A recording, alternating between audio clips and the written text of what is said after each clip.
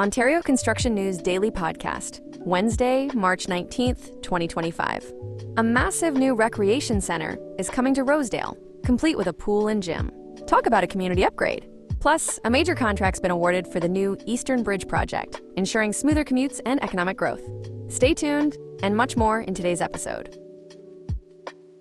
Toronto is banning U.S. firms from bidding on city construction contracts worth under $8.8 million and goods and services under $353,000. This follows a similar ban by Ontario's premier in response to U.S. trade policies. Mayor Chow says this protects Canadian businesses and workers, impacting roughly $1 billion in contracts over 10 years. The city will also offer tax deferrals for industrial properties facing hardship due to tariffs and is launching a campaign to encourage buying Canadian.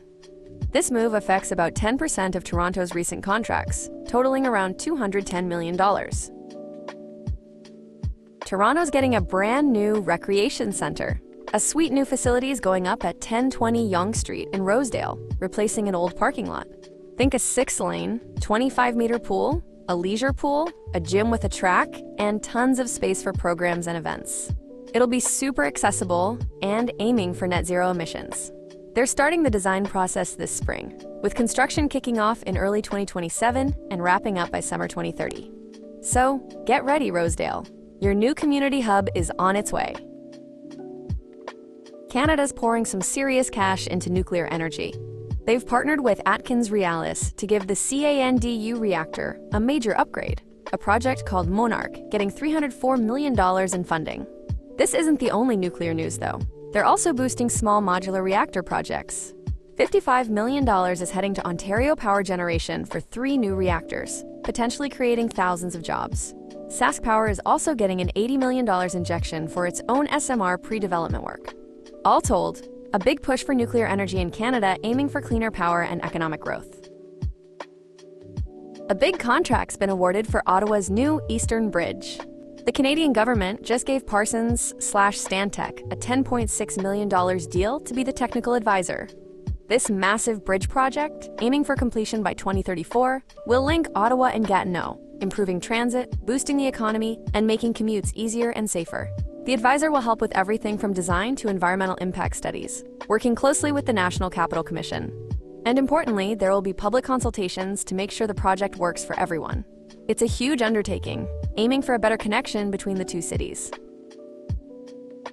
The U.S. slapped 25% tariffs on Canadian steel and aluminum, prompting immediate retaliation from Ottawa with matching tariffs on American goods. This trade war is already causing layoffs in the Canadian steel industry, with one plant shedding 30 permanent jobs and over 120 temporary ones. In response, the Canadian government is prioritizing investments in projects using domestic steel and aluminum. The Canadian Steel Producers Association warns of devastating consequences for both countries. Prime Minister-designate Mark Carney pledged support for affected workers, while the industry seeks government aid to offset the tariffs. Discussions between Canadian and U.S. officials are underway to resolve the dispute. All right, folks, that's all the time we have for today's Ontario Construction News Daily Podcast, Wednesday, March 19th, 2025. We hope you enjoyed the show, and don't forget to subscribe for more updates next time. Thanks for listening to the Daily Podcast. Would you and your company be interested in becoming the featured sponsor for only $495 a month? Reach out to Chase via email chase@ontarioconstructionnews.com to get more details. This podcast was created with artificial intelligence.